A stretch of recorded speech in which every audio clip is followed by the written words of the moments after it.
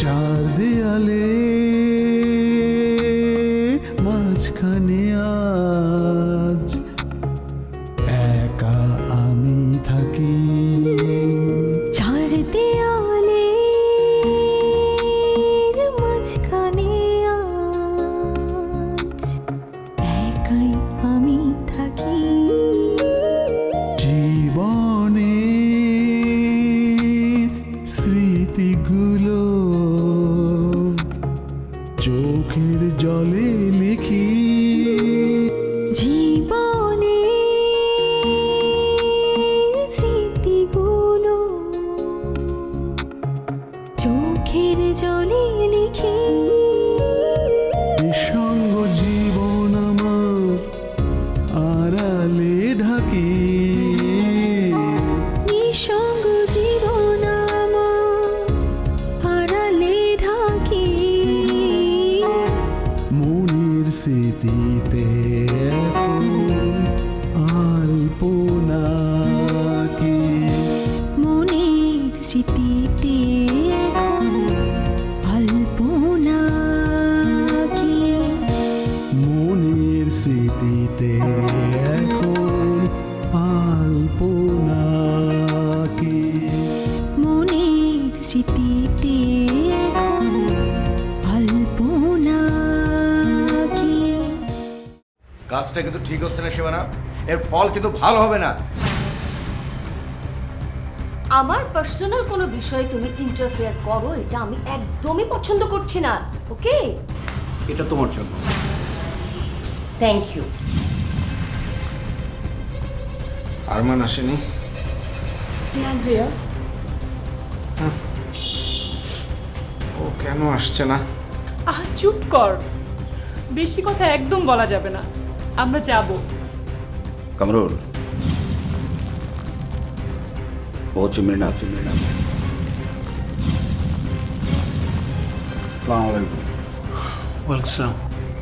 মৃণালকে নিয়ে তোমার বেশি বাড়াবাড়ি সহ্যের সীমা ছাড়িয়ে গেছে। প্লিজ বন্ধ করো। মৃণালকে নিয়ে তোমার এত মাথা ব্যথা কেন বলো তো? তুমি নিজেকে নিয়ে ভাবো। আচ্ছা, আজ পর্যন্ত আমাকে কি দিতে পেরেছো তুমি? না ভালোবাসা, না প্রপার্টিস, কিছু দিতে পারোনি। এখন পর্যন্ত আমি এই বাড়িতে আশ্রিত হয়ে আছি, কাউকে বলতে পারি না এটা আমার বাড়ি। নিজে একটা বিজনেস করো, তাও সেটা বাবার। কি আশ্চর্য!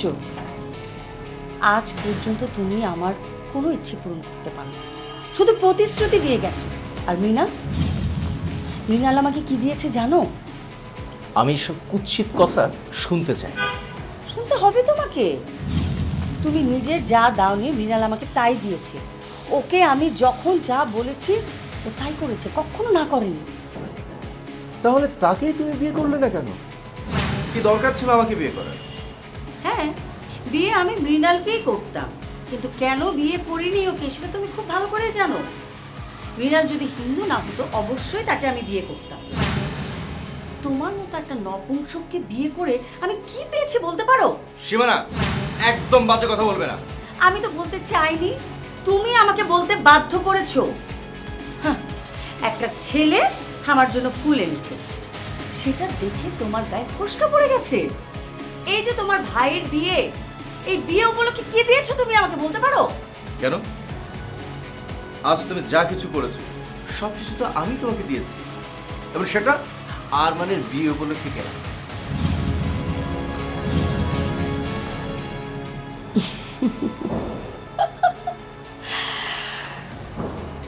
আমি তোমাকে এই শাড়ি গহনার কথা বলিনি।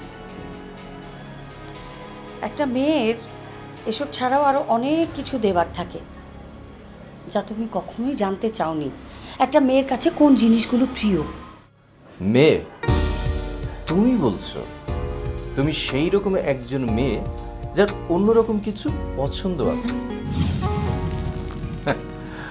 তোমার পছন্দ তো দামি ব্র্যান্ডের সিগারেট আর বিদেশি মদ। এর থেকে আর কি পছন্দ হতে পারে? সেই জায়গায় তুমি আমাকে নামিয়েছো। দিনের পর দিন আমি অবহেলিত হতে হতে আমি বাধ্য হয়েছি নিজেকে এই জায়গায় নামাতে। ও, আর সেই জন্য ছেলেবেলার বন্ধুর কাছে নিজেকে আত্মসমর্পণ করেছে। উজাড় করে দিয়েছো তাকে? লজ্জা করেন এসব কথা বলতে? না, লজ্জা করে না, একদমই লজ্জা করে না। কারণ আমি বুঝে গেছি আমার নিজের ভালো নিজেকেই দেখতে হবে। এখন তোমার যদি এসব ভালো না লাগে তুমি আমাকে বলো, আমি তাহলে চলে যাব। তুমি কি আমাকে ভয় দেখাচ্ছ? একদমই ভয় দেখাচ্ছি না। তুমি দেখতে চাও?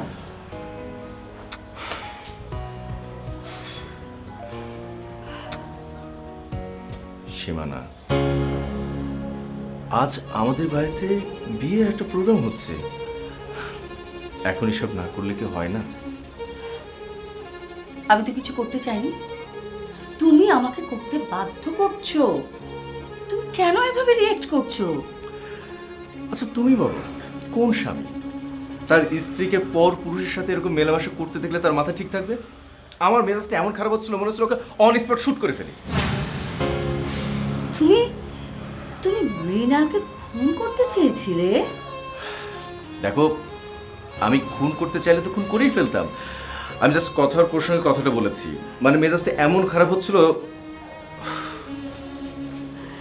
নোমান, নিজেকে কন্ট্রোল করো, আর তুমি আমাকে ঘাটিও না। আচ্ছা ঠিক আছে, আমি আমার কথাটা উল্টো করছি, তুমি প্লিজ একটু কুল হও। দেখো, আর সিনক্রেট করো না, বাড়িতে অনেক গেস্ট আছে, কি কি ভাববে প্লিজ আজকের দিনটা। ঠিক আছে, ঠিক আছে, বললাম তো, তুমিও আমাকে ঘাটিও না।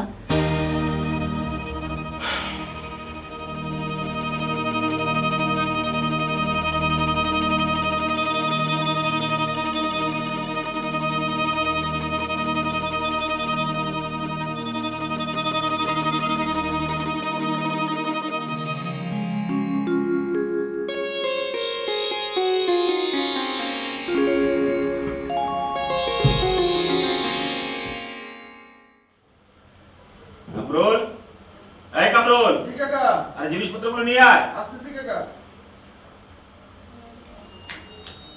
মামা, আমি তোমাকে এই পাগড়িটা পরিয়ে দিই। হ্যাঁ হ্যাঁ, করিয়ে দে।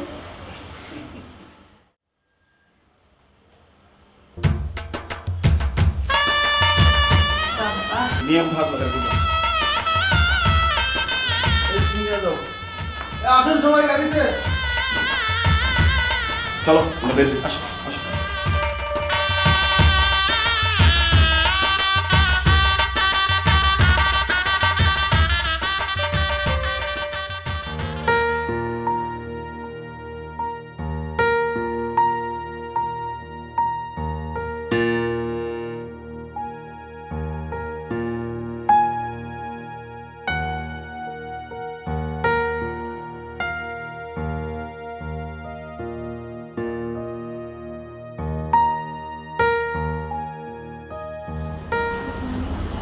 Good morning.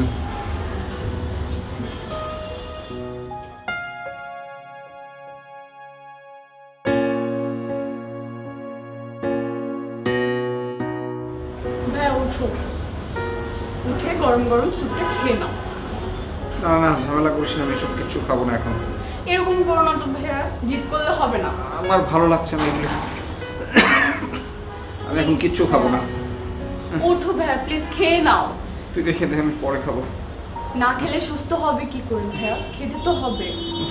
ওঠো। তোর জেদের কাছে বুঝলি ওরা মুশকিল। উফ, এত জেদ করিস কেন? আমি আমি আর পারছি না। দে। খাও ভাইয়া। ঠিক আছে। তুই কিছু খেয়েছিস?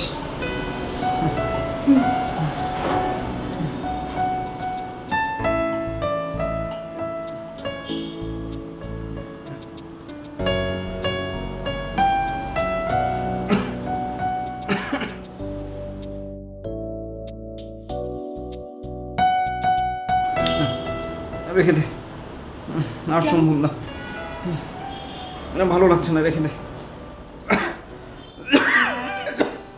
ভাইয়া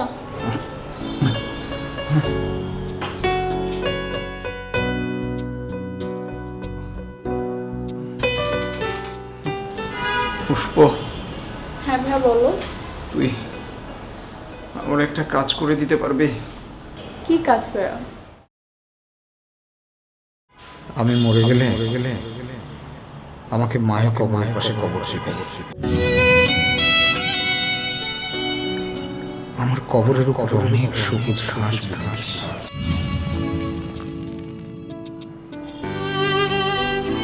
আর একটা শিউলি ফুলের গাছ লাগাবে।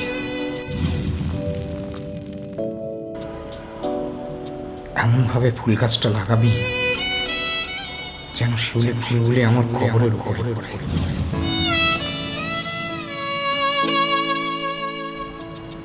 আমি শিউলি ফুলের মালা গলায় দিয়ে ঘুমিয়ে থাকবো। পারবি না? আচ্ছা ঠিক আছে, পৃথিবীতে তো আর সবাই চিরদিন বেঁচে থাকে না, যখন হবে তখন দেখা যাবে। আপাতত তাড়াতাড়ি করে ছুটি খেয়ে নাও। আমি খাবো না। তুই শম্পাকে বল আরমানকে খবর দিতে। আরমান না আসলে আমি কিচ্ছু মুখে দেবো না, পানিও খাবো না। ভাইয়া তুমি কেন বুঝতে পারছো না? আজকে আরমান ভাইয়ের বিয়ে, উনি এসবের মাঝে কি করে আসবে? আমার কিচ্ছু বোঝার নাই, তুই যা তো এখান থেকে যা। ভাইয়া প্লিজ জিদ করো না, প্লিজ ভাইয়া খেয়ে নাও।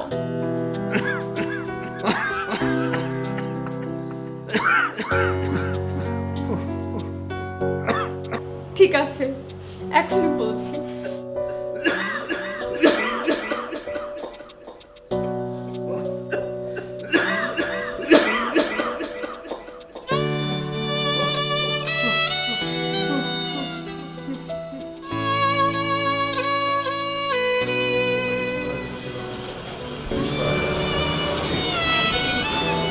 আর চপল, প্রীতম তো কোনো কথাই শুনছে না।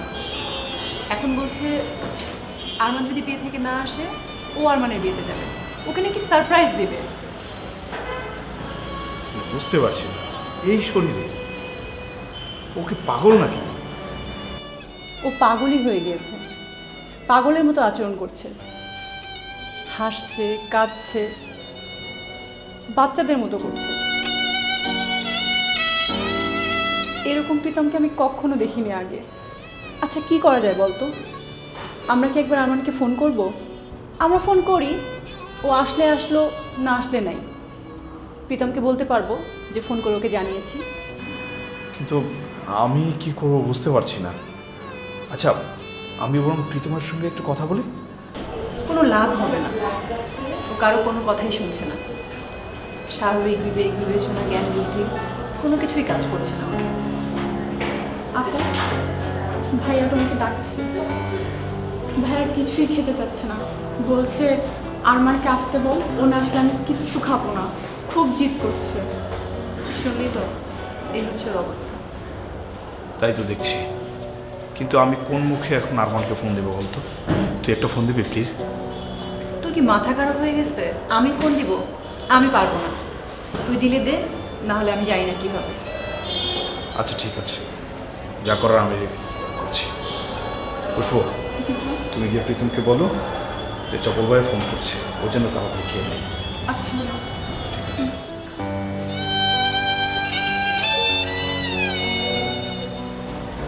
শম্পা, অস্থির হয়ে কোনো লাভ নেই। আমরা যেমন জানি প্রীতমের সময় শেষ, ঠিক প্রীতমও কিন্তু জানে ওর সময় শেষ। তাই ওর শেষ সময়ে ওকে আর কষ্ট দিয়ে লাভ নেই।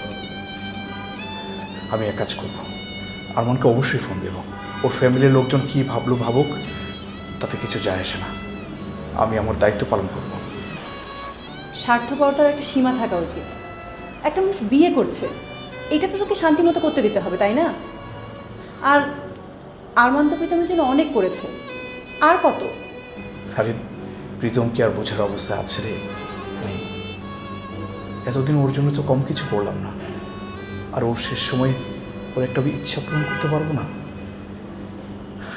শোন, আমি আরমানকে ফোন দিব। আর যদি প্রীতমের কিছু হয়ে যায়, আর আরমান যদি জানতে পারে তাকে আমরা ইচ্ছে করে জানাইনি, তখন কি হবে বুঝতে পারছিস? তাহলে একটা কাজ করি, আরমানের বিয়েতে প্রীতমকে নিয়ে যাই, তাহলে আর আরমানকে আসতে হবে না? না না না না শম্পা, এটা ঠিক হবে না।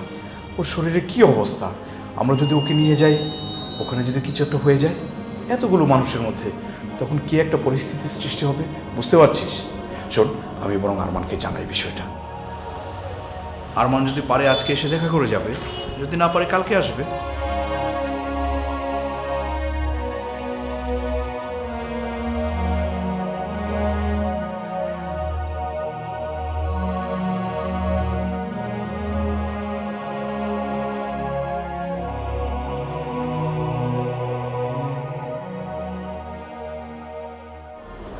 প্রীতম,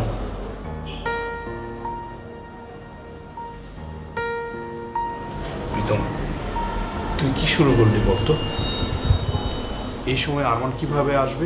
তুই জানিস না আরমানের আজকে বিয়ে? না, আমি জানি না, আমি জানতে চাইও না। তুই আরমানকে আসতে বল, আমি ওর সাথে দেখা করব। প্রীতম প্লিজ একটু বোঝার চেষ্টা কর সিচুয়েশনটা। এই সময় ওকে বলা যাবে না। তোরা আমার কথা কেন শুনছিস না চপল? আমি আর বাঁচবো না। আমি যাওয়ার আগে আমি ওর সঙ্গে দেখা করতে চাই, কথা বলতে চাই। প্রীতম, বোকার মতো কথা বলিস না, তোর কিচ্ছু হবে না। আরমান বিয়ে করেই চলে আসবে, তুই পাগলামি করিস না তো। আমি শুনবো না তোদের কথা, আমি আজই যাব আরমানের কাছে, আমাকে নিয়ে চল। প্রীতম, এটা সম্ভব না। তুই সব কিছুতে এত ফোর্স করিস কেন বলতো? চপল, চপল, আমার কথা শোন। আমার আর বেশি সময় নেই, আমি বাঁচবো না। শেষবারের মতো তোদের সবাইকে একসাথে দেখতে চাই। প্লিজ চপল, আরমানকে একটা খবর দে। আচ্ছা ঠিক আছে, দেখি আমি কি করতে পারি, কিন্তু আমি কোনো কথা দিতে পারছি না। তোকে কথা দিতে হবে না, তুই শুধু ওকে বল আমি দেখা করতে চাই, দেখবি ও ঠিক চলে আসবে।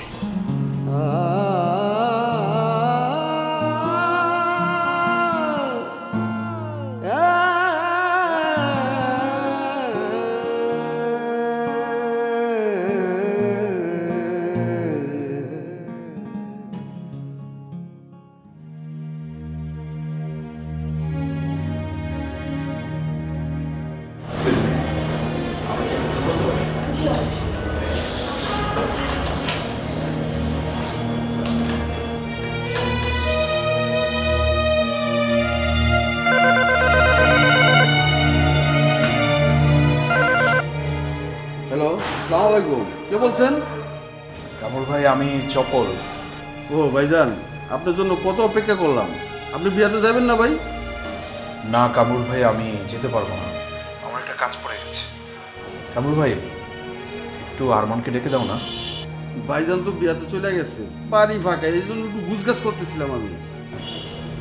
ও চলে গেছে? আচ্ছা, কতক্ষণ ওরা গেল? তা তো ঘন্টানিক হবে। ভাইজান, আপনার কাজ সাইরা চলে আসেন বিয়াতে। আচ্ছা ঠিক আছে। ভাইজানটা কিছু কইতে হইব? না না, কিছু বলার দরকার নেই, এমনি ফোন করেছিলাম আমি। আচ্ছা, আসসালামু আলাইকুম ভাইজান।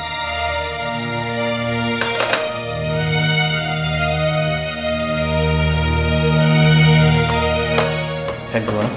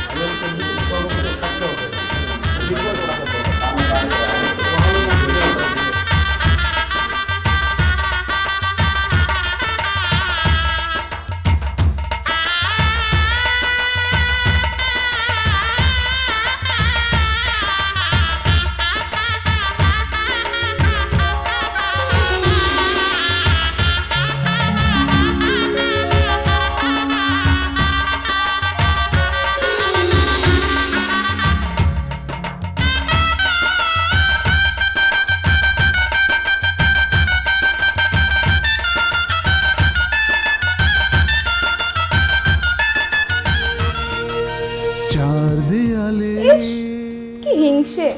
থাক থাক, তোর জিনিসে নজর দিব না। আচ্ছা চপল ভাই কোথায় রে? সরি শম্পা, আরমানকে তো ফোনে পেলাম না। কামরুল ভাইয়ের সাথে কথা হয়েছে। থাক না, ওর মতো আজকের দিনটা। তুমি কি একটু এগিয়ে দেখবে? জি আপা, একটু দিলে তুমি। বাবা, দাদি তোমাকে ডাকছে, আর টেনশন করো না। কিসের কথা বলছো তুমি? কাজী সাহেব যে এখনো আসেনি সেটা আপনি জানেন না? এত চিন্তা করো না তো, কিচ্ছু হবে না। দেখো একটু পরে কাজী সাহেব চলে আসবে। তুমি একটু প্লিজ আরমানকে ডেকে দাও, আমি 2 মিনিট কথা বলবো। আরমান ভাই মজলিসে সবার সামনে বসে আছে, আমি এখানে কি করে গিয়ে বলবো যে আপনি তার সাথে কথা বলতে চান? এখন আলপনা কি